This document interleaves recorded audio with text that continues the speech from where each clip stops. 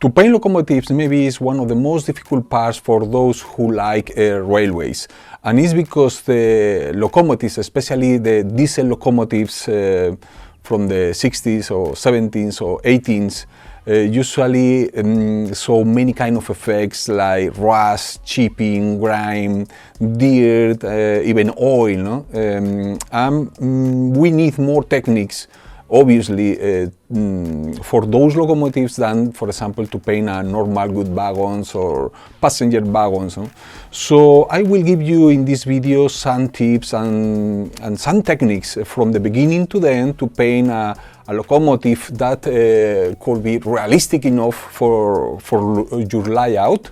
But also easy and fast. So you don't need to paint a base color, you don't need to paint all locomotive from zero, but just make the weathering directly over them. So I will explain you many tips to achieve something like that, where you can see all kind of effects like the rust in the bogies, the fuel effects in the gas tank, but also burn effects coming from the engine, smoke, grease, and many other things. So if you are interested to learn how to do it, just stay here and enjoy this video.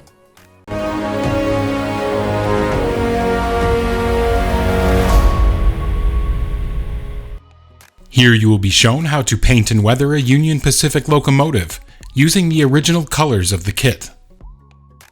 The Rail Center range has a set dedicated to Union Pacific locomotives. We also have a Solution Box Mini used to simulate wear on North American trains. In addition to all the necessary products, this set contains a book with a very detailed step-by-step guide. To achieve a more realistic finish, it is important to have photographic material as a guide.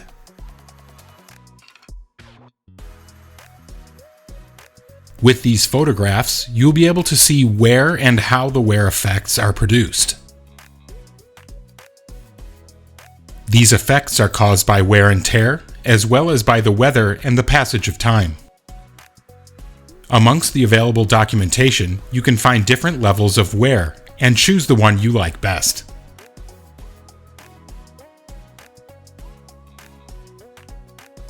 As thinner, we will use 96% isopropyl alcohol. Start preparing the mixture for a wash with engine black and sleeper brown.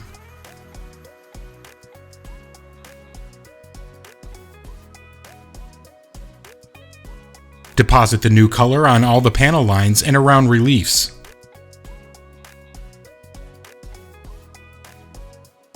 With alcohol, the paint was spread and blended, highlighting all the details. Make the mixture accumulate in the bas relief areas.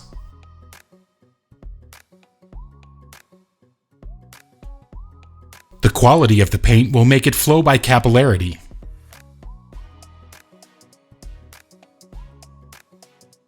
Before it dries, remove the excess paint with a wedged drop sponge.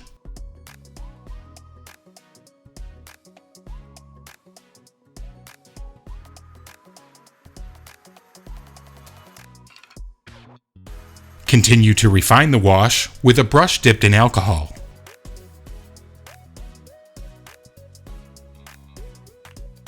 Use the same technique on the bogies, but in this case with the color dark rust. Apply the paint and let it dry without removing or cleaning it. Next, a mixture of reefer yellow and cream was made.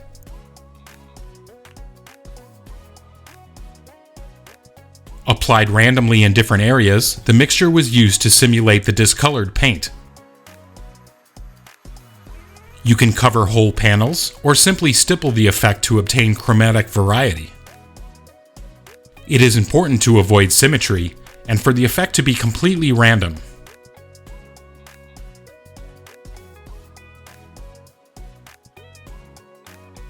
You can see how with two simple steps, the locomotive has gained in volume and realism.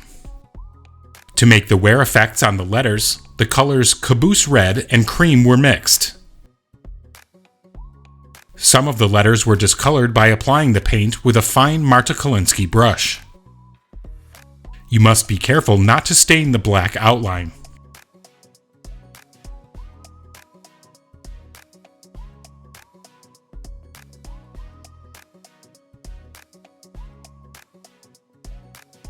The next step was applied with dark rust, diluted 70% with acrylic thinner.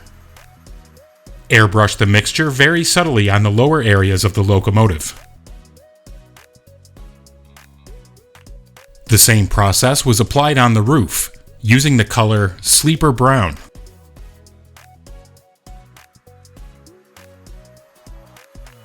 On top of the previous step, 2 more shades of gray were added: Industrial Gray and Light Gray. Masking was applied with Soft Touch Velvet Masking Tape number 4. The first color used was Industrial Gray. With the light gray tone, a subtle highlight was made.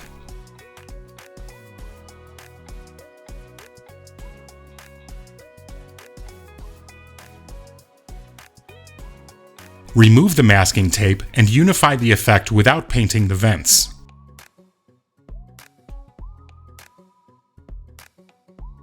To imitate soot residue, engine black was used. Draw strokes from the grille towards the back, without completely covering the base color.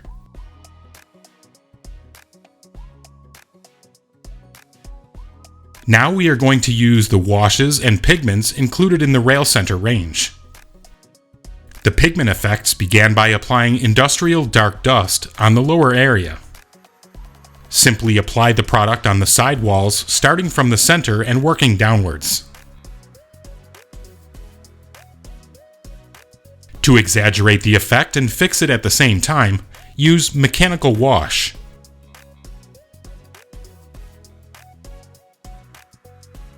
On the upper area, 2 different pigments were used: Industrial Dark Dust and Medium Earth. The effect was fixed in place with enamel odorless thinner.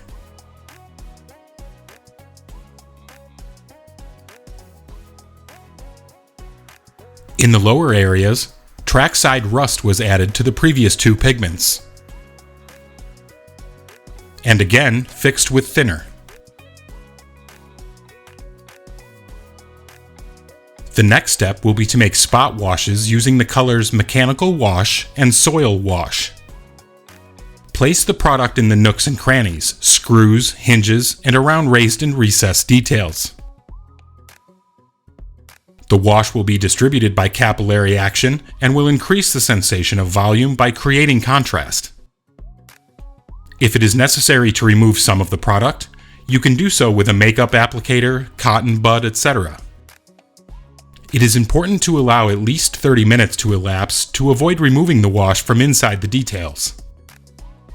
Apply gently without rubbing too much, and remove excess product quickly and easily. When doing this, you can leave subtle traces of the path to add to the dirt effects.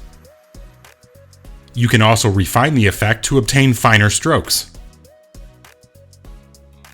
With the finer sponges, we can also access hard-to-reach areas, without having to dismantle any parts.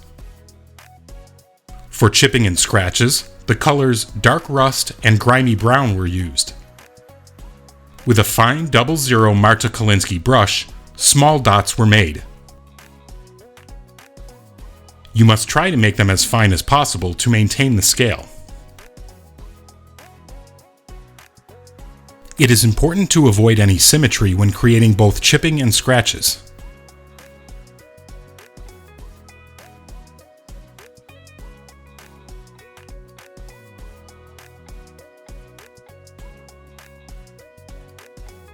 To guide us to the areas most affected by the chipping, photos of the real locomotive were used.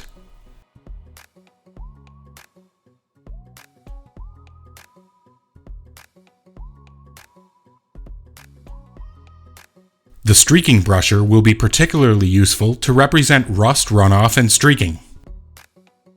Draw small vertical strokes starting from the areas where rust or dirt accumulates the most.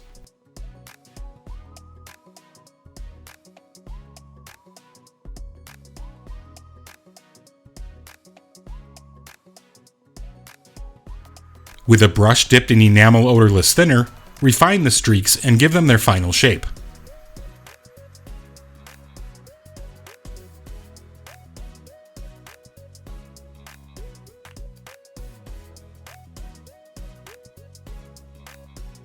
You can alternate the round brush with a flat brush depending on the size of the staining.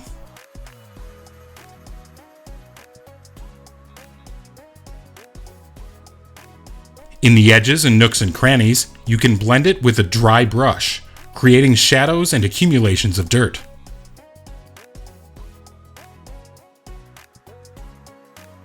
The next step was to make accumulations of dust with industrial dark dust and ballast dust. Begin by depositing the pigment on the horizontal areas. Make random accumulations by alternating the different colors. To fix them in place, enamel odorless thinner was used.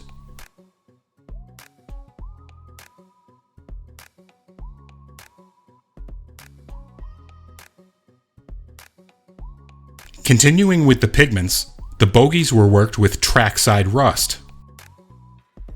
Apply it directly with a thick brush and fix it in place with thinner.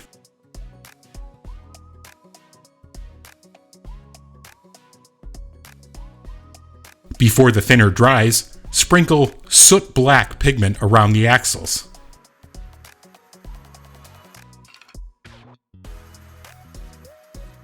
Let it dry for a couple of hours before using a flat, dry brush to blend the pigments together.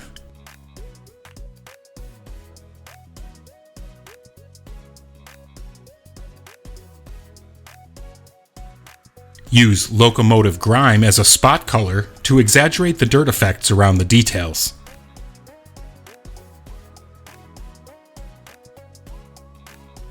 With a synthetic saw brush, the product was dragged, but this time from bottom to top.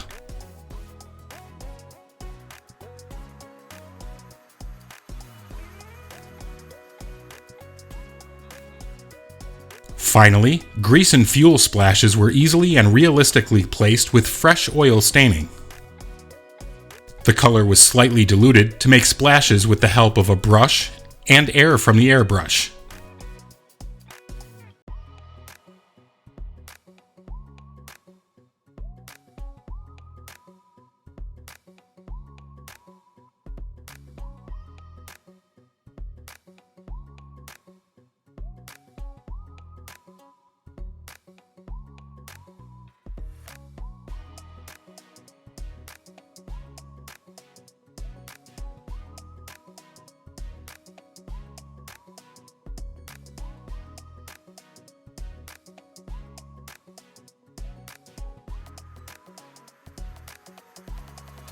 Okay, that's all. What do you think? Was easy? Was hard? I think that is more or less easy. Just to follow. You just need to follow the steps and the process. Let dry each layer, and you will achieve a nice look like this one.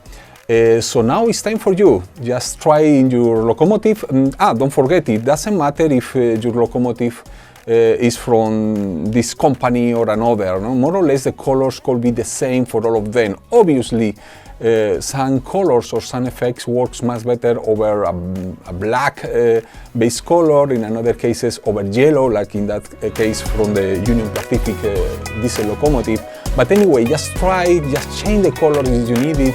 But the most important, have fun and just do it. Don't let clean your locomotive in your layout, please. So, thank you very much and see you in the next video.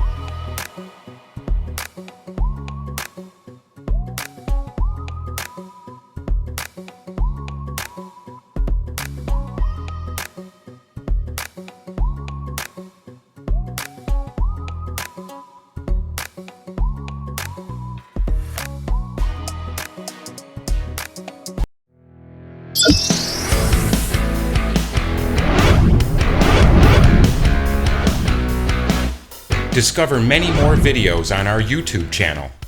Don't forget to like, subscribe, and activate notifications. Thank you for watching.